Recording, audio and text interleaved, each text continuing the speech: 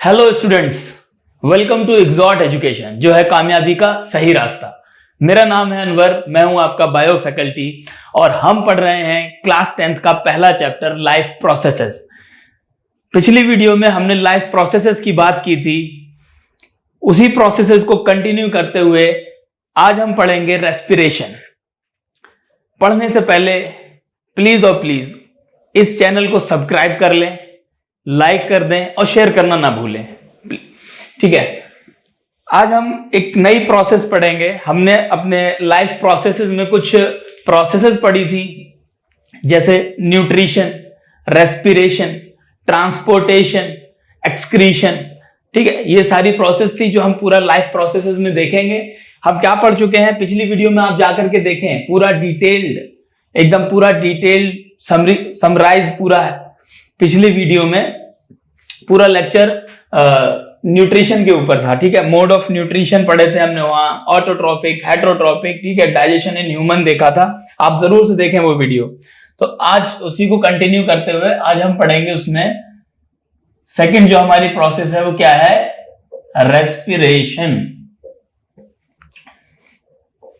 ठीक, क्या होता है ये रेस्पिरेशन, क्या समझते हैं आप इससे? ठीक, सांस लेना, सांस छोड़ना, ये होता है रेस्पिरेशन। हाँ, बहुत सारे बच्चे कंफ्यूज रहते हैं इस चीज में कि रेस्पिरेशन का मतलब तो सांस ले रहे हैं, सांस छोड़ रहे हैं, ये रेस्पिरेशन है। नहीं, बिल्कुल नहीं है। सांस लेना और सांस छोड़ना, इसको बोलते हैं ब्रीदिंग। ब्रीदिंग क्या होता है? Inhale and exhale.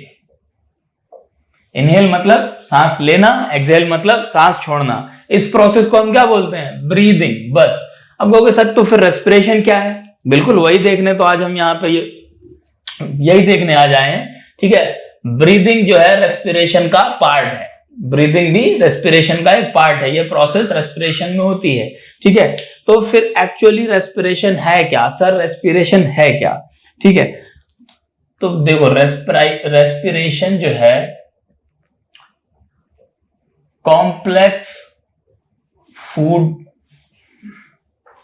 Sorry complex नहीं, डाइजेस्टेड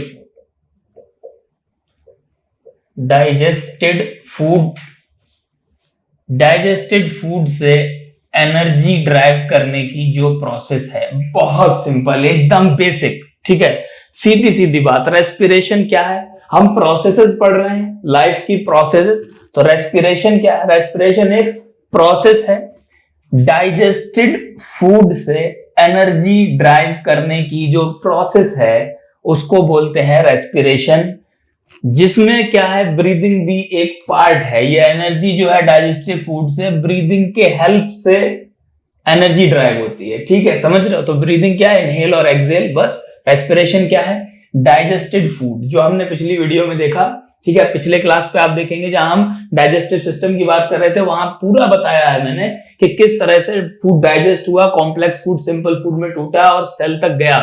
अब वो जो सेल में सिंपल फूड पहुंचा, जो डाइजेस्टेड फूड है, उससे हमारी बॉडी एनर्जी कैसे डिराइव करती है। ठीक है, क्या प्रोसेस होती है, कैसे कैसे एनर्जी, कैसे कैसे फूड कैसे कैसे ट्रैवल करता है, कहां से एनर्जी आती है, वही इस रेस्पिरेशन में देखेंगे आज हम। ठीक है, तो इतनी बात आपको समझ आई, एकदम सिंपल।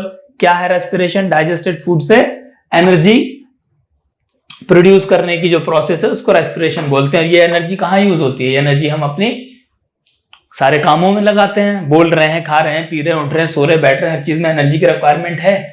यही एनर्जी हम यूज करते हैं अपने सारे दिन भर के कामों में। ठीक है, ठीक है। अब ये तो हो गया मोटी मोटी बात कि रेस्पिरेशन होता क्या है। ठीक है, अब हम देखेंगे ये कहां होता है और कैसे होता है। ठीक है,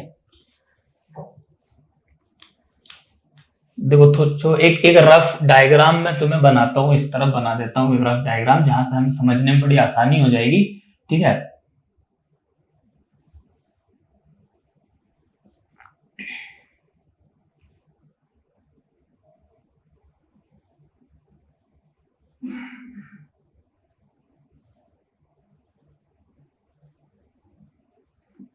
ये डायग्राम है, ठीक है, बुक में आपके बना हुआ है, पूरा डायग्राम आपकी बुक में दिया हुआ है अच्छे से, आप वहां से देखें। बस ये एक तरह से क्या है, समझने के लिए, ठीक है, ताकि हमें समझ में अच्छे से आ जाए कि हाँ क्या प्रोसेस कहाँ हो रही है, कैसे हो रही है, ठीक है, वो हम समझने के लिए बस एक ये डायग्राम हमने अपना बना लिया, ठीक है। ये है हमारे लंग्स, ठीक है, ये है हमारे लंग्स, ठीक। ये क्या है, ये हो गया नेजल पैसेज, जो नाक से हम सांस लेते हैं, हवा जाती है, ठीक है, नेजल वाला पैसेज। अब अपने बुक के डायग्राम में देखना, ठीक है। ये क्या है, ये हमारी बकल कैविटी है, मुंह से भी तो सांस जाती है भाई, मुंह से भी तो हवा अंदर जाती है, ठीक है। ये हमारी बकल कैविटी है। ये हमारा ट्रैकिया है, ट्रैकिया है। ये यहाँ पे क्या है, ऐसा कुछ सी टाइप कार्टिलेज से बना हुआ रहता है। किससे बनता है ये, C type cartilage. C type cartilage क्या मतलब, ऐसे गोल गोल रिंग रहते हैं, गोल गोल रिंग रहते हैं पूरे बने हुए। ये क्यों होते हैं, ताकि हम जब सांस ले रहे हैं और सांस छोड़ रहे हैं तो कॉन्ट्रैक्शन रिलैक्सेशन होता है, ठीक है, तो ये आपस में कोलैप्स ना कर जाए, चिपक ना जाए, ठीक है। एक आपने देखोगे जैसे क्या पाइप होता है, पाइप पानी जिससे जाता है, हम गार्डन में पानी वानी लगाते हैं, पाइप एक नॉर्मल पाइप होता है, सिंपल, उसे हम दबाते हैं, ठीक है, वो दब जाता है। और कभी देखा आपने वॉशिंग मशीन का पाइप देखा है, जो पीछे निकला रहता है वॉशिंग मशीन का, ऐसे सर्कुलर रहता है, वो काफी ज्यादा कॉइल्ड रहता है, उसको दबाओगे तो वो कभी दबता नहीं है, ठीक है। तो वैसे ही सेम वही जो है ट्रैकिया भी वैसे ही होता है, सी टाइप कार्टिलेज से बना हुआ होता है हमारा क्या, विंड पाइप, ठीक है।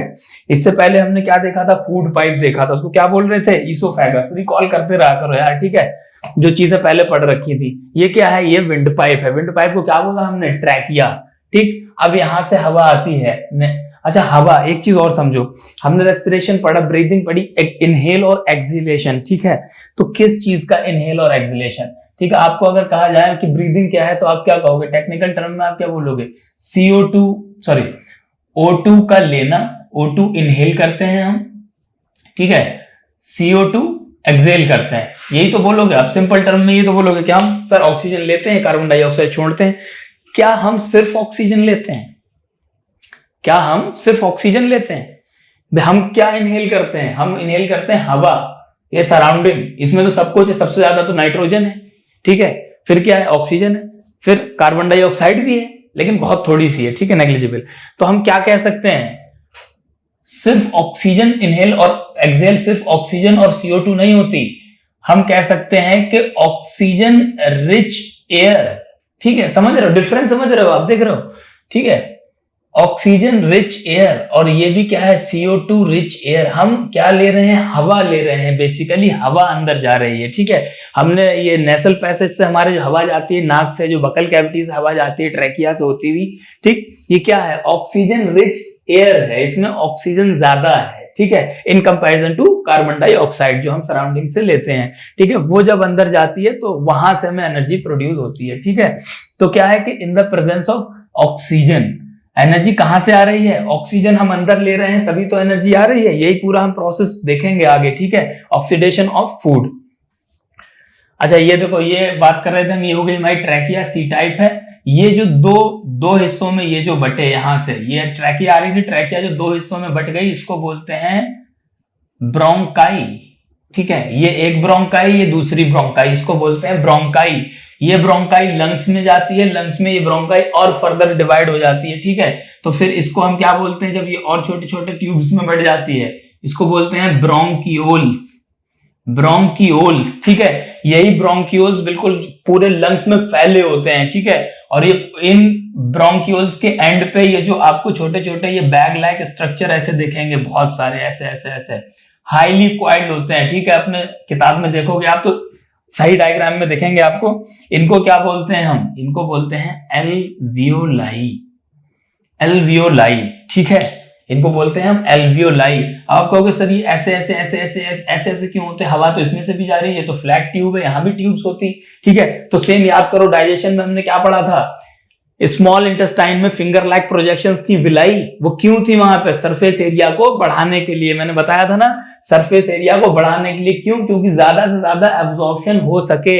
सेम काम एल्वियोलाई लंग्स के अंदर करते हैं। ये हाईली क्वाइल्ड ऐसे बैग लाइक स्ट्रक्चर है, ऐसे बिल्कुल बहुत ज्यादा क्वाइल्ड, ठीक, क्यों? क्योंकि सरफेस एरिया को बढ़ा सके, ज्यादा से ज्यादा ऑक्सीजन का एब्जॉर्प्शन हो, ज्यादा से ज्यादा एक्सचेंज ऑफ गैसेस हो, ठीक है। तो इसका कौन करता है? ये alveoli. Alveoli is the main site for exchange of gases. Exchange of gases, समझ आया क्या? एक्सचेंज ऑफ गैसेस क्या?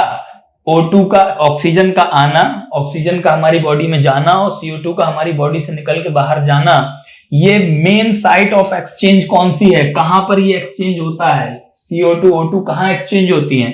एल्वियोलाई में एक्सचेंज होती है, ठीक है। ये एल्वियोलाई है, एल्वियोलाई के पीछे की साइड में एकदम किनारे किनारे से यहाँ ब्लड वेसल्स लगी हुई होती हैं, ठीक है। ये ब्लड वेसल्स लगी हुई होती हैं, ये यहाँ से ऑक्सीजन को पकड़ लेते हैं ब्लड, ठीक है। ब्लड ही तो कैरियर है हमारा। अभी ये रेस्पिरेशन के बाद हम एक प्रोसेस देखेंगे, ट्रांसपोर्टेशन। ट्रांसपोर्टेशन जो मैंने पहले एक ब्रीफ बताया था, ट्रांसपोर्टेशन क्या? पूरी बॉडी में लाना और ले जाने का काम कौन कर रहा है हमारी बॉडी में? ब्लड, ठीक है। तो एल्वियोलाई से क्या जुड़ी हुई रहती है? ब्लड वेसल्स रहती हैं जो ऑक्सीजन को ट्रैप कर लेती हैं, ऑक्सीजन को पकड़ लेती हैं, ठीक है। एक चीज और समझने वाली है, आपकी बुक में दिया हुआ है, ब्लड में ऑक्सीजन जब ट्रैप हो जाती, ब्लड ले जाता है, ठीक है। तो ब्लड के अंदर एक पिगमेंट होता है जिसको हम रेस्पिरेटरी पिगमेंट कहते हैं, ठीक है। क्या बोलते हैं? Respiratory pigment. इसका नाम क्या है? ये पिगमेंट कौन सा होता है? ये पिगमेंट होता है हीमोग्लोबिन। हीमोग्लोबिन, इसको हम बोलते हैं हीमोग्लोबिन। यही हीमोग्लोबिन वो आदमी है जो ऑक्सीजन को पकड़ के ले जाता है, समझ आया? ठीक, ब्लड में कौन है ऐसा जो ऑक्सीजन को पकड़ के ले जाता है? हीमोग्लोबिन। हीमोग्लोबिन क्या है? पिगमेंट है, ठीक। ये पिगमेंट ब्लड से ऑक्सीजन ले जाता है, ठीक है, और कहां? सेल को दे आता है जाके। अरे भाई, डाइजेस्टेड फूड सेल में पहुंचा था ना, डाइजेशन पड़ा था, बिल्कुल सब इंटरकनेक्टेड है, याद रखना बस, ठीक है। डाइजेस्टेड फूड, सिंपल फूड जो था कहां पहुंचा था? सेल के अंदर, ठीक है। तो ये ब्लड पकड़ के ऑक्सीजन को कहां दिया आया? सेल के अंदर दिया आया कि भैया ये है खाना, यहाँ पे आ गई है ऑक्सीजन, अब इस खाने को जलाओ, ठीक है। खाने से क्या? एनर्जी बनाओ, ठीक है। अरे जलाओ मतलब जलना ही तो है एक तरह से। Oxidation of food. रेस्पिरेशन क्या है? एक और सिंपल टर्म में अगर डेफिनेशन देखो तो ऑक्सीडेशन ऑफ फूड। क्यों? ऑक्सीजन की प्रेजेंस में खाने को जला के उससे जो एनर्जी प्रोड्यूस हो रही है, ठीक है, वही तो हम यूज कर रहे हैं। तो बेसिकली क्या है? ये ऑक्सीडेशन ऑफ फूड ही है, ठीक है। तो यहां से ब्लड ने ऑक्सीजन को पकड़ा और सेल में छोड़ाया कि ये लो भाई साहब, ऑक्सीजन आ गई, और यहाँ पे जो है डाइजेस्टिव फूड है ही पहले से, अब ये दोनों मिलके एनर्जी प्रोड्यूस कर देंगे, ठीक है। अब जो सेल में वेस्ट प्रोडक्ट बना था, जो CO2 बनी थी, वो वापस ब्लड में आएगी, लेकिन उसको लाने के लिए कोई पिगमेंट नहीं है। ऐसा कोई पिगमेंट नहीं, ऐसा नहीं हीमोग्लोबिन वहीं से वापस पकड़ के लाएगा ना। हीमोग्लोबिन सिर्फ ऑक्सीजन ले जा रहा है, उधर से CO2 पकड़ के नहीं लाएगा कोई। तो फिर CO2 कैसे आएगी? CO2 कैसे आएगी वापस? CO2 हमारे इस सेल में, ये जो सेल है, सेल से CO2 निकली जो, ये by the process of diffusion आएगी। डिफ्यूजन की प्रोसेस आपने पढ़ी होगी ना, 9th क्लास में भी पढ़ के आए होंगे। डिफ्यूजन पूरा डिटेल में है उधर कि डिफ्यूजन क्या है, higher concentration to lower concentration, ठीक है। जब मूव करते हैं डिफ्यूजन, सेल के अंदर होती है, सेल के अंदर प्रोसेस होती है डिफ्यूजन। तो by the process of diffusion ये क्या है? CO2 डिफ्यूजन के प्रोसेस से वापस हमारे एल्वियोलाई तक आ जाती है, एल्वियोलाई लेके हम बाहर एक्सहेल कर देते हैं, ठीक है। तो आप कहोगे सर ऐसा ऑक्सीजन के साथ क्यों नहीं हुआ? भाई यहां से ऑक्सीजन भी डिफ्यूज होकर चली जाती तो, ठीक है। तो in comparison to carbon dioxide, जो ऑक्सीजन है वो क्या है? लेस सॉल्यूबल होती है। लेस सॉल्यूबल मतलब क्या होता है? सॉल्यूबल मतलब जो घुल जाता है, ठीक है, जो घुल जाता है। तो ये क्या है? ऑक्सीजन जो है लेस सॉल्यूबल है, कम घुलती है, घुल नहीं पाती in comparison to carbon dioxide. इसीलिए कार्बन डाइऑक्साइड सॉल्यूबल है, ठीक है, तो वो डिफ्यूजन से ब्लड के साथ चली आती है। ये कम सॉल्यूबल है, इसीलिए इसको एक पिगमेंट की जरूरत पड़ी, ये हीमोग्लोबिन पकड़ता है इसको, ये हीमोग्लोबिन में सॉल्यूबल है, ठीक है। ये हीमोग्लोबिन में डिसॉल्व हो जाती है, चली जाती है साथ में ऑक्सीजन। समझ आया क्यों? ठीक है। अब ये भी समझ आ गया कि क्यों ये पिगमेंट सिर्फ ऑक्सीजन के लिए है। क्यों? क्योंकि ये इन कंपैरिजन टू, इसके मुकाबले, कार्बन डाइऑक्साइड के मुकाबले कम सॉल्यूबल है, ठीक है। तो इतनी बात समझ आई। ये बात समझ आई कि हम ऑक्सीजन रिच एयर लेते हैं, इनहेल करते हैं, कैसे कैसे जाती है, कहाँ एक्सचेंज होता है, एक्सचेंज की साइट क्या है, एल्वियोलाई है, कैसे कैसे होता है। ठीक है, इतना समझ आया होगा, देख लो अच्छे से। इसके आगे हम बात करेंगे जब सेल में पहुंचती है तो वहां क्या प्रोसेस होती है, कैसे एनर्जी ड्राइव होती है। ठीक है, वो देखते हैं हम। देखो भैया, यहां से हमने हवा तो ले ली, हमने सांस ली, हवा ले ली, हवा में क्या थी, ऑक्सीजन थी बहुत सारी। ऑक्सीजन कौन पकड़ के ले गया, हीमोग्लोबिन पकड़ के ले गया। कहां पे, कहां पकड़ के ले गया, ये है हमारी सेल, सेल में पकड़ के ले गया हीमोग्लोबिन। ठीक, डाइजेशन से यहां पे पहले से क्या आया हुआ है, ग्लूकोज है पहले से आया हुआ। ठीक है, ग्लूकोज, ग्लूकोज मतलब क्या, C6H12O6। ठीक है, इतना तो क्लियर है। ब्लड पकड़ के लिए आया क्या, ऑक्सीजन। ठीक है, ब्लड क्या पकड़ के लिए आया, oxygen. In the presence of oxygen ये ग्लूकोज जो है ऑक्सीडाइज्ड, ग्लूकोज क्या है, खाना ही तो है, सिंपल खाना। ठीक है, खाना जो है ऑक्सीडाइज्ड हुआ और ऑक्सीडाइज्ड होके इसने O2 के साथ ऑक्सीडाइज्ड होके क्या बना दिया, CO2 प्लस H2O। ये प्रोसेस हुई सेल के अंदर। ठीक है, क्या क्या बना, कार्बन डाइऑक्साइड और वाटर। ठीक है, इस प्रोसेस को देख के आपको कुछ ऐसा नहीं लग रहा है जैसे फोटोसिंथेसिस के अपोजिट हो रही है ये। प्लांट में फोटोसिंथेसिस में क्या था, कार्बन डाइऑक्साइड लिया, वाटर लिया, ठीक है, और क्या बना दिया, ग्लूकोज बना दिया। एग्जैक्टली है वैसी हमारी बॉडी में क्या है, डाइजेशन होके सिंपल ग्लूकोज आया, इधर से ऑक्सीजन आई लंग्स से हमारे, ठीक है, ब्लड के थ्रू, और आके हमारी सेल ने अंदर इन दोनों ने जो ऑक्सीडेशन हुआ ग्लूकोज का और ये सिंपलर फॉर्म में टूट गया, कार्बन डाइऑक्साइड और H2O वाटर निकाल दिया। ठीक है, तो ये तो थी सिंपल सी प्रोसेस की, ये ऐसे करके इसने कार्बन डाइऑक्साइड और वाटर निकाल दिया। प्लस प्लस अब कहोगे सर एनर्जी कहां से आई, तो वही मैं बता रहा हूं, प्लस इसने क्या निकाली, एनर्जी। एनर्जी एनर्जी जनरेट की इसने। ये एनर्जी क्या है, ये एनर्जी क्या है, जो हमारे कहां से आई, खाने से आई। हम खाना खाते हैं, एनर्जी आ गई। अच्छा एक बात और बताओ कि जब हमें कोई काम करने की जरूरत होती है, हमें किसी एनर्जी की जरूरत होती है, तो हम तभी खाना खाते हैं कि भाई ये काम करना, रुक जाओ पहले खाना खा लो, फिर एनर्जी आ गई हमने काम कर लिया। नहीं, ऐसा नहीं होता ना। एनर्जी क्या, हमारे खाने से आके एनर्जी हमारी बॉडी में स्टोर रहती है। ठीक है, तो जिस फॉर्म में एनर्जी स्टोर होती है हमारी बॉडी में, मॉलिक्यूल है एक, जिसका नाम है एटीपी। क्या नाम है, एटीपी। एटीपी क्या है, क्या है एटीपी, है तो ये एनर्जी। ठीक है, एनर्जी एटीपी के फॉर्म में हमारी बॉडी में स्टोर हो रही है। ठीक है, एटीपी, इसको क्या बोलते हैं, एडिनोसिन ट्राइफॉस्फेट। ट्राइफॉस्फेट, ट्राई मतलब तीन, तो क्या है, एक एडिनोसिन होगा, ट्राइफॉस्फेट, तीन फॉस्फेट होंगे उसमें। इस फॉर्म में हमारी एनर्जी जो है स्टोर हो जाती है हमारी बॉडी में। ठीक है, जब भी हमें जरूरत होती है तो यहां से बॉडी हमारी एनर्जी ले लेती है। अभी हम इसकी प्रोसेस देखेंगे कि यहां से ये बनने में कैसे क्या हुआ। ठीक है, ऐसे सिंपली ऑक्सीडेशन हुआ, CO2 H2 और एनर्जी आ गई, कैसे आई ये भी अभी देखेंगे। ठीक है, फिलहाल की बात ये देखते हैं जो एटीपी आई।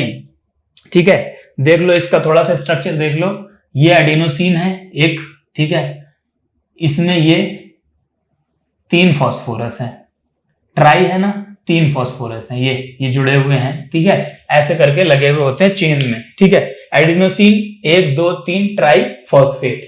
बहुत क्लियर है, एकदम सिंपल है। ठीक, अब क्या हुआ, ये जो एनर्जी है हमारी, जो खाने से एनर्जी मिली, ये जो है ये तीसरे वाले फॉस्फेट में यहां होती है एनर्जी, तीसरे वाले फॉस्फेट में इकट्ठी होती है। ठीक है, तो जब भी हमें कभी जरूरत पड़ी हमारी बॉडी को, हम कोई काम कर रहे हैं, हमारी बॉडी को एनर्जी की जरूरत पड़ी, तो ये वाला बॉन्ड यहां से ब्रेक हो जाता है और ये एनर्जी चली जाती, बॉडी खर्च कर लेती है। अब यहाँ क्या बचा, ये दो बची, दो फॉस्फोरस बचे, तो इसको बोलते हैं एडीपी, एडिनोसिन डाइफॉस्फेट। डाई मतलब दो, ठीक है, एडिनोसिन डाइफॉस्फेट। ठीक है, दो एटीपी, दो फॉस्फोरस बचे, तो ये एडीपी हो गई। ठीक है, अब जैसे यहाँ पे दो बचे तो मतलब एनर्जी तो चली गई, वो तीसरे वाले फॉस्फेट में थी, एनर्जी चली गई।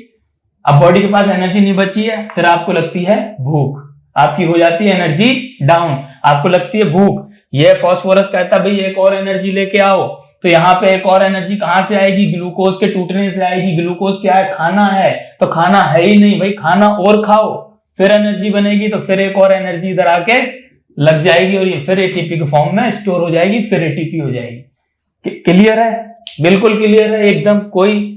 कोई डाउट इसमें तो कमेंट कर देना, ठीक है। बाकी कोई डाउट होना नहीं चाहिए, इससे ज्यादा सिंपल कोई नहीं बताएगा आपको ये क्या है, ठीक है।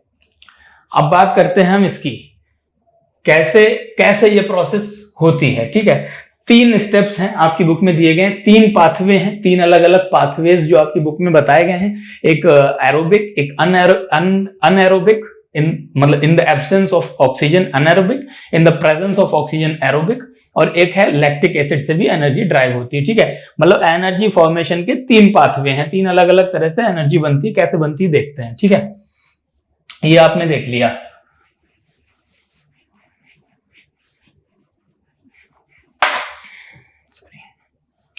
ठीक है, 3 पाथवे हैं एनर्जी बनने के, ठीक है।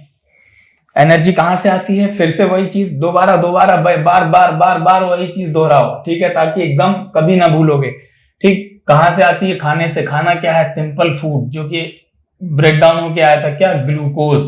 ग्लूकोज को भी ऐसे लिख लो, क्या है? C6H12O6, ठीक है, ये हुई।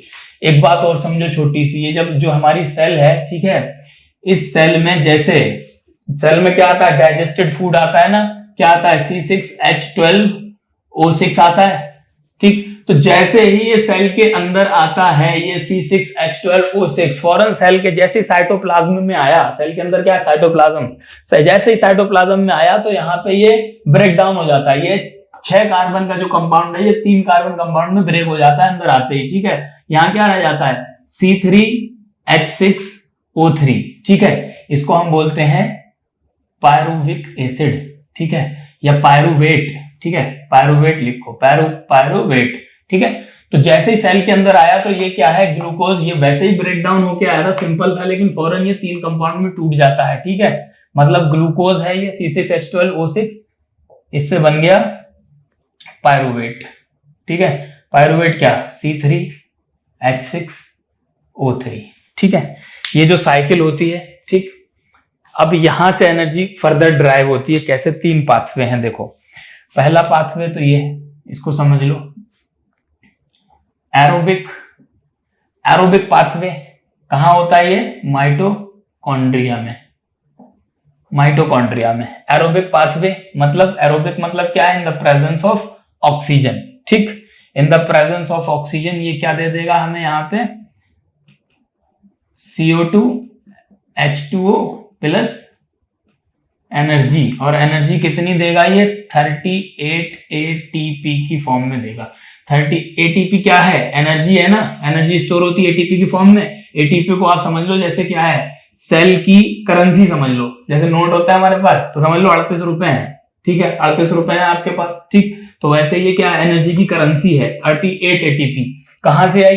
एरोबिक रेस्पिरेशन से, ऑक्सीजन के प्रेजेंस में जो ये ग्लूकोज से पायरुवेट बना था, पायरुवेट को और तोड़ा गया, ठीक है, इसको और ऑक्सीडाइज किया गया। कहां हुआ ये?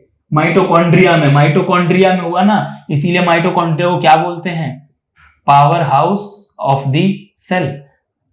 आपने पढ़ा भी होगा, ठीक है, दोबारा रिकॉल कर लेते हैं। Power house of the cell क्यों बोलते हैं? क्योंकि माइटोकॉन्ड्रिया में अनएरोबिक रेस्पिरेशन से पायरुवेट टूट के क्या बना? कार्बन डाइऑक्साइड, वाटर और एनर्जी कितनी? 38 ATP के फॉर्म में, ठीक है। दूसरा जो है अनएरोबिक, ठीक है। अनएरोबिक मतलब in the absence of oxygen, absence of O2, यहां पे ऑक्सीजन नहीं होगी, बिल्कुल भी नहीं होगी, in the absence of oxygen. Anaerobic respiration से क्या होता है? ये बेसिकली होता है, ये हमारे माइटोकॉन्ड्रिया में हो रहा था, ठीक है। ये बेसिकली होता है सिंपल जो माइक्रो ऑर्गेनिजम्स होते हैं, ठीक है, यूनिसेलुलर, जैसे यीस्ट, ठीक है। यीस्ट क्या है? यूनिसेलुलर फंजाई है, ठीक है। तो यीस्ट में होता है अनएरोबिक रेस्पिरेशन, वहां भी कैसे? पायरुवेट है, ठीक है, C3H6OH। पायरुवेट से यहाँ पे क्या बनता है? एथेनॉल बनता है, ठीक है, पायरुवेट से। और इसको जब in the absence of oxygen, जब क्या बोलते हैं, एनर्जी ड्राइव कर रहे होते हैं ना प्रोसेस, ऑक्सीजन नहीं है, एनर्जी यहां भी निकालनी है, तो यहां बनता है एथेनॉल। ठीक है, एथेनॉल मतलब क्या,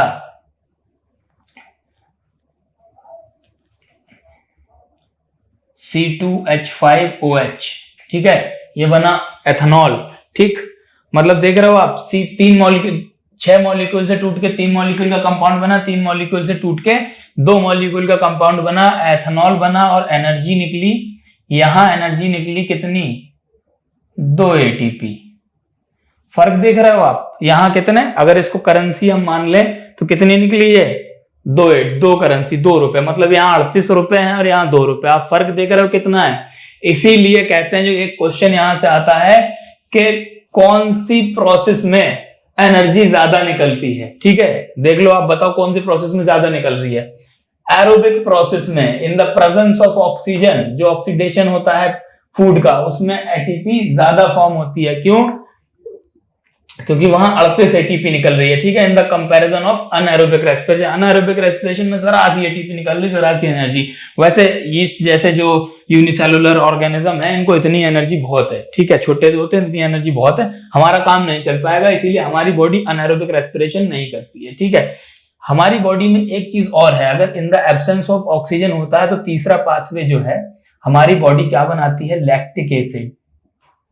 लैक्टिक एसिड बनाती है। ये कहां होता है, मसल सेल में, हमारी मसल की सेल्स में। ठीक है, इन लिमिटेड ऑक्सीजन, ऐसा नहीं है बिल्कुल ऑक्सीजन नहीं है, इन लिमिटेड O2। ठीक है, एक जैसे मान लो जब ऑक्सीजन की कमी आ गई, कब कमी आ गई, आपने बहुत ज्यादा हैवी कोई एक्सरसाइज करी, बहुत ज्यादा एक्सरसाइज करी, मतलब मसल्स पे आपने बहुत ज्यादा जोर दिया, मसल्स से आपने बहुत ज्यादा एक्सरसाइज कराई। ठीक है, तो हमारे पास एटीपी है, एनर्जी बन रही है, O2 से एनर्जी बन रही है, लेकिन हमारे पास लिमिटेड O2 है। ठीक है, मतलब आपने एक्सरसाइज ज्यादा कर ली, बहुत कर ली। ठीक है, तो आपकी मसल्स की सेल में, अब भाई बॉडी को तो एनर्जी चाहिए, वो तो कहीं से भी निकालेगी, आपके पास O2 इतनी है नहीं, आप एक्सरसाइज उससे ज्यादा कर ले जा रहे हो। ठीक है, तो मसल्स की सेल में लिमिटेड CO2 के, तो ये पायरुवेट जो है वो मसल्स की सेल में टूटने लगता है और यहाँ पे लैक्टिक एसिड प्लस एनर्जी बनने लगती है। ठीक है, ये लैक्टिक एसिड से एनर्जी निकाल लेता है, लैक्टिक एसिड में और एनर्जी में तोड़ देता है पायरुवेट को। ठीक है, in the absence of, in the limited presence of O2। ठीक है, ये लैक्टिक एसिड जो है ये हमारी मसल्स में क्रैम्प्स पैदा करता है। मसल्स क्रैम्प्स क्या होते हैं, ठीक है, मसल्स क्रैम्प्स क्या होते हैं, जब बहुत ज्यादा एक्सरसाइज कर ली, फिर बाद में मसल दुखती है ना, स्टिफ हो जाती, जकड़ जाती है, दर्द करती है, तो वो दर्द क्या, लैक्टिक एसिड इकट्ठा हो जाता है मसल्स में। ठीक है, एनर्जी तो लेनी थी बॉडी को, एनर्जी तो उसने कहीं से भी ले ली, आपकी मसल को दुखा के ले ली, स्टिफ कर दिया, मसल्स आपकी जकड़ गई। ठीक है, इसीलिए बोलते हैं कि एकदम बहुत ज्यादा हैवी एक्सरसाइज बिना वार्म अप के नहीं करनी चाहिए। ठीक है, वार्म अप करते हो तो आपकी जो, जैसे आप पहले वार्म अप करते हो एक्सरसाइज से पहले, तो जो ऑक्सीजन की रिक्वायरमेंट है ना आपकी बॉडी में धीरे धीरे बढ़ती है, तो आपका क्या होता है, ऑक्सीजन आपकी एल्वियोलाई ज्यादा एब्जॉर्ब करने लगती है, ज्यादा एटीपी बना के रखने लगती है, उनको लगता है कि हाँ अब जरूरत पड़ने वाली है ज्यादा। लेकिन आप अचानक से अगर बहुत कोई विगरस एक्टिविटी कर दोगे, इसीलिए हमेशा एथलीट्स को क्या बोला जाता है कि पहले वार्म अप करो, नहीं तो क्या है, क्रैम्प्स आ जाएंगे। जितने भी प्लेयर्स वगैरह होते हैं आपने देखा होगा, हाथ में पैरों में एकदम अगर क्रैम्प्स आ जाते हैं तो उनको यही बोला जाता है कि पहले वार्म अप करो। क्यों, ये रीजन है उसके पीछे, जो ये सब सेलुलर लेवल पे जो अंदर ये सारी प्रोसेसेस चल रही हैं। ठीक है, ये रीजन है, क्योंकि आपका क्या है, बॉडी को तो एनर्जी चाहिए, वो लैक्टिक एसिड में तोड़ के एनर्जी निकाल लेगी और आपकी मसल्स में आ जाएंगे क्रैम्प्स। ठीक है, तो ये 3 पाथवे थे जो आपके बुक में समझाए गए हैं, ये इस तरह से थे, एकदम सिंपल, हर एक तरह से मैंने बताए, हर पॉसिबल तरह से, और आपको होप समझ आए होंगे। ठीक है, इतना देख लो, नोट करो। और इसके बाद देखते हैं कि देखो भाई, प्लांट भी तो रेस्पिरेशन कर रहे हैं, प्लांट भी तो CO2 लेना छोड़ना, O2 लेना छोड़ना, ठीक है, प्लांट भी तो करते हैं। ठीक है, तो थोड़ा सा प्लांट के बारे में देख लेते हैं। ऐसा नहीं है प्लांट सिर्फ भाई फोटोसिंथेसिस ही करने के लिए है, भाई इतने बुद्धू है कि खाना बनाए जा रहे हैं, नहीं। रेस्पिरेशन देखेंगे हम प्लांट्स में, भाई प्लांट्स भी तो रेस्पिरेशन करते हैं। ठीक है, प्लांट्स को भी तो एनर्जी की जरूरत है। रेस्पिरेशन क्या है, एक प्रोसेस है एनर्जी ड्राइव करने की। ठीक है, तो प्लांट्स को भी तो एनर्जी की जरूरत है, भाई बहुत ज्यादा नहीं, ऐसा मूवमेंट नहीं करते हैं प्लांट, लेकिन थोड़ी बहुत तो प्लांट्स को भी जरूरत पड़ती है। तो ये प्लांट्स अपनी एनर्जी कैसे बनाते हैं, कहाँ से लाते हैं, सेम वही प्रोसेस है, खाने का ब्रेक डाउन करेंगे तो एटीपी की फॉर्म में एनर्जी निकलेगी। ठीक है, प्लांट्स क्या करते हैं, प्लांट्स में प्रोसेस होती है, देखो आप कैसे समझाऊं मैं कि जैसे ये पेड़ है, ये पेड़ है, ठीक, बस ऐसा सिंपल सा डायग्राम समझने की कोशिश करो। क्या है ना, आपके कॉन्सेप्ट क्लियर होने चाहिए कि ये ऐसी चीज हुई तो हुई कहां से। ठीक है, बाकी रही बात डेफिनेशंस की, तो वो भी मैं आपको बताता हूं, ऐसा नहीं बताता, और फिर आपकी बुक्स में भी लिखी हुई है। ठीक है, डेफिनेशन क्या है, लेकिन मुद्दा क्या है डेफिनेशंस के पीछे, आप डेफिनेशन तो पढ़ लोगे लेकिन समझ नहीं आएगी कि ये चीज हुई कहां से, कैसे हुई। तो बेसिक एक डायग्राम में ऐसे हम देखेंगे। ठीक है, समझ में आना ज्यादा जरूरी है। ठीक है, ये एक पेड़ है, एक पेड़ ये है। ठीक है, ये मैंने दो बना दिए। ठीक है, यहाँ क्या है, सूरज है, यहाँ सनलाइट है, और वो नाइट समझ लो आप, ये नाइट में है, यहाँ सनलाइट नहीं है, ये नाइट है। ठीक है, यहाँ पे भाई क्या करते हैं ये लोग, फोटोसिंथेसिस करते हैं सनलाइट में। ठीक है, फोटोसिंथेसिस क्या है, CO2 प्लस H2O, क्लोरोफिल है ही इनमें, ये ग्रीन प्लांट्स हैं, क्लोरोफिल है, बताने की जरूरत नहीं। सनलाइट ये पड़ रही है, इसकी प्रेजेंस में ये क्या बना लेते हैं, अपना खाना बना लेते हैं, इसी क्या बोलते हैं, फोटोसिंथेसिस। ठीक है भाई, CO2 मतलब CO2 पेड़ क्या है, ले रहे हैं। ठीक है, अब क्या है, खाना बना रहे हैं, तो खाना ही थोड़ी बना रहे हैं, एनर्जी की जरूरत पड़ती है। एनर्जी कहाँ से आती है, रेस्पिरेशन से आती है एनर्जी, मतलब ये रेस्पिरेशन भी कर रहे होंगे पेड़। ठीक है, रेस्पिरेशन भी कर रहे होंगे, बिल्कुल, ये तो कर लिया रेस्पिरेशन का प्रोसेस क्या है, ऑक्सीजन रिच एयर लेना और कार्बन डाइऑक्साइड रिच छोड़ना। ठीक है, लो ये ऑक्सीजन हो गई, ये ऑक्सीजन ले रहे हैं और ये इसको कार्बन डाइऑक्साइड को रिलीज कर रहे हैं। ठीक है, अब आप कहोगे सर ये क्या बात हुई, ऑक्सीजन भी ले रहे हैं, कार्बन डाइऑक्साइड भी ले रहे हैं, और हमने तो आज तक सुना है, पढ़ा है कि पेड़ जो है कार्बन डाइऑक्साइड लेते हैं, ऑक्सीजन छोड़ते हैं, वही ऑक्सीजन हम सूंघते हैं। ठीक है, वही हमारे लिए होती है, हम यूज करते हैं ऑक्सीजन। हाँ, तो बिल्कुल इसी तरह से, बस देखो फर्क क्या है, ये है फोटोसिंथेसिस हो रही है। ठीक, दिन के टाइम में भर के सनलाइट आ रही है, भर के हमारे पास क्या है, कार्बन डाइऑक्साइड है, वाटर है, और ये फोटोसिंथेसिस कर रहे हैं, अपना खाना बना रहे हैं, साथ में ये प्रोसेस भी हो रही है रेस्पिरेशन की। ठीक है, लेकिन ये इतनी कम है कि हम फोटोसिंथेसिस के मुकाबले इसको नेग्लिजिबल मान लेते हैं। ठीक है, इन कंपैरिजन टू फोटोसिंथेसिस, मैं इसकी बात कर रहा हूं, मैं ऐसा नहीं कह रहा हूं कि है ही नहीं रेस्पिरेशन। ठीक है, फिर समझो, respiration in comparison to photosynthesis बिल्कुल ना के बराबर है। मतलब intake of oxygen and CO2 का बाहर आना, मतलब CO2 को बाहर निकालना और O2 को लेना। ठीक है, ये क्या है, ना के बराबर है इन कंपैरिजन टू फोटोसिंथेसिस जब दिन का टाइम होता है, क्योंकि दिन के टाइम में सनलाइट भर के आ रही है, इतना बड़ा पेड़ है, इतनी ग्रीन लीव्स हैं, बहुत सारी हैं, वो क्या कर रही हैं, सब फोटोसिंथेसिस कर रही हैं। ठीक है, तो समझे, इसलिए हम इसको नेग्लिजिबल मान लेते हैं। ऐसा नहीं है रेस्पिरेशन हो नहीं रही है, भाई रेस्पिरेशन नहीं होगी तो ये एनर्जी कहां से ड्राइव करेंगे। ठीक है, ऐसे ही एनर्जी आती है इनके पास भी, रेस्पिरेशन से फर्दर ब्रेक डाउन होता है खाने का। ठीक, अब यही रात का टाइम, जब रात हो जाता है मतलब सनलाइट नहीं मिलेगी, कोई सनलाइट नहीं है इनके पास। अब क्या है, सनलाइट नहीं है तो क्या है, फोटोसिंथेसिस बिल्कुल छोटी सी, नो फोटोसिंथेसिस। सनलाइट है ही नहीं तो क्लोरोफिल तो है इनके पास, लेकिन सनलाइट है ही नहीं तो ग्लूकोज कैसे बन जाएगा इससे। ठीक है, प्रेजेंट सनलाइट को कौन ट्रैप करते हैं ना, ग्रेना, ये सब पढ़ा हुआ है तुमने पहले, ग्रेना सनलाइट को ट्रैप कर लेते हैं, फिर लाइट रिएक्शन में क्लोरोफिल के प्रेजेंस में ग्लूकोज बनाते हैं, उस लाइट एनर्जी को केमिकल एनर्जी में कन्वर्ट करते हैं, तभी बनती है, सब पढ़ा हुआ है आपने। ठीक है, इसलिए मैं बता रहा हूं कि जब सनलाइट होगी नहीं तो फोटोसिंथेसिस है ही नहीं, फोटोसिंथेसिस हो नहीं गई। यहाँ पे दिन में रेस्पिरेशन हो रहा था, रात में भी हो रहा है, उतना ही हो रहा है, न कम हुआ ना ज्यादा हुआ।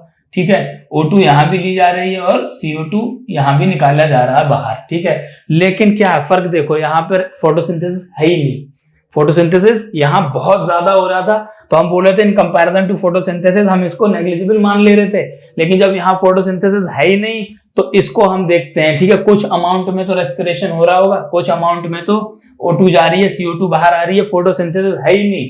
इसीलिए आपने सुना होगा, हम कहते हैं कि रात में पेड़ों के पास मत जाओ, या रात में पेड़ के नीचे मत सो, क्यों, भूत है वहां पे? नहीं, वहां क्या है, क्या बोलते हैं लोग के, रात में कार्बन डाइऑक्साइड छोड़ते हैं पेड़, दिन में भी छोड़ते हैं, लेकिन दिन में फोटोसिंथेसिस इतनी हो रही होती है, वो कार्बन डाइऑक्साइड को इतना यूज खुद कर रहे होते हैं कि ये प्रोसेस जो है नेग्लिजिबल हो जाती है। ठीक है, और रात में क्या है, फोटोसिंथेसिस नहीं है तो बिल्कुल नहीं है, तो हम इसके रेट को, ये रेट ज्यादा कम नहीं होता है, उसी रेट से, लेकिन ये रेट हम फोटोसिंथेसिस कंपेयर में देखना है तो फोटोसिंथेसिस नहीं है तो ये तो ज्यादा हो गया, ठीक है, ऑक्सीजन ले रहे हैं, CO2 बाहर निकाल रहे हैं। इतनी बात समझ आई? कितनी सिंपल सी बात है, ठीक है, समझ आ गई? आज तक सुना होगा बस के पेड़ लेते हैं कार्बन डाइऑक्साइड, छोड़ते हैं ऑक्सीजन और रात में उल्टा करते हैं। क्यों करते हैं? इस वजह से करते हैं, ठीक है। अब देखेंगे प्लांट्स की बात, और एक बात और जल्दी से देख लो, जो एक्वाटिक एनिमल्स होते हैं, एक्वाटिक एनिमल्स कौन से, ठीक है, जो पानी में रहते हैं, एक्वाटिक एनिमल्स, एक्वाटिक एनिमल्स, ठीक है, जैसे फिश हो गई, ठीक है, इनका क्या है, इनकी ब्रीदिंग रेट बहुत तेज होती है, ब्रीदिंग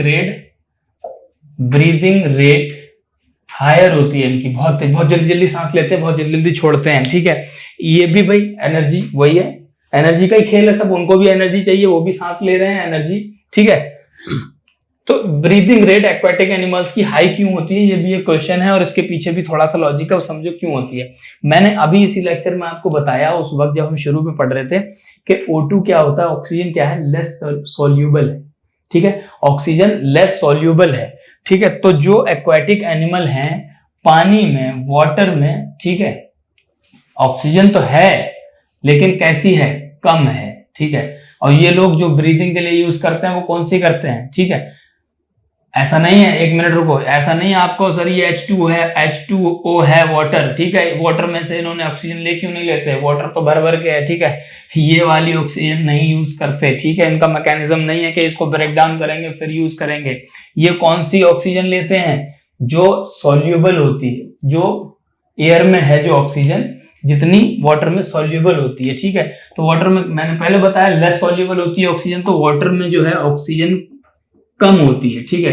तो इसीलिए अपनी रिक्वायरमेंट को पूरा करने के लिए ये जल्दी जल्दी सांस लेते हैं, क्योंकि कम ऑक्सीजन है, लेस सॉल्यूबल है, ठीक है। तो यही कॉन्सेप्ट है इसके पीछे कि बस लेस सॉल्यूबल है, ठीक है। एक चीज और देखो जल्दी से कि डेजर्ट में जो, या एक्सट्रीम हॉट वेदर जहां बहुत गर्मी पड़ती है, या रेगिस्तान में जो पेड़ होते हैं, ठीक है भाई, देखो वो भी रेस्पिरेशन करेंगे, वो भी फोटोसिंथेसिस करेंगे, ठीक है। उनका मैकेनिज्म थोड़ा सा अलग है, क्योंकि वहां बहुत ज्यादा सनलाइट होती है, बहुत ज्यादा गर्मी पड़ती है। आपने देखा होगा डेजर्ट में कोई, रेगिस्तान में कोई पेड़ नहीं होते, वहां पे सिर्फ और सिर्फ कौन से पेड़ होते हैं, कैक्टस मिलेंगे आपको, जिनमें ये कांटे होते हैं, ठीक है, कैक्टस होते हैं सारे, यही पेड़ वहां सरवाइव कर पाते हैं, ठीक है, डेजर्ट में। इनका मैकेनिज्म क्या है, दिन में ये इनकी पत्तियां जो होती हैं, ठीक है, मोटी होती है, इनकी क्यूटिकल मोटी होती है, किस चीज को रोकने के लिए, दिन में इतनी ज्यादा सनलाइट पड़ रही है, इतनी ज्यादा सनलाइट में फोटोसिंथेसिस तो करते हैं प्लांट, लेकिन एक चीज और हो रही होती है, ट्रांसपिरेशन, ठीक है, इवेपोरेशन में नहीं बोलूंगा, इवेपोरेशन गलत वर्ड है, ट्रांसपिरेशन क्या होता है, जो पेड़ में पानी है जो जड़ों से आया लीव्स तक, पत्ती तक, और वो सनलाइट के वजह से जो इवेपोरेट हो गया, जो उड़ गया, उसको क्या बोलते हैं, ट्रांसपिरेशन।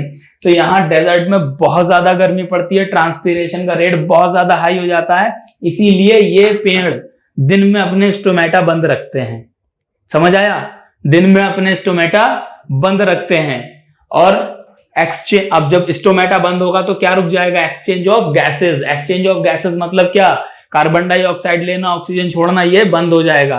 तो दिन के टाइम में ये पेड़ अपने स्टोमेटा बंद रखते हैं, कोई एक्सचेंज ऑफ गैसेस नहीं होता है, ठीक है, बस क्या है, स्टोमेटा बंद है, जो गैसेस अंदर हैं।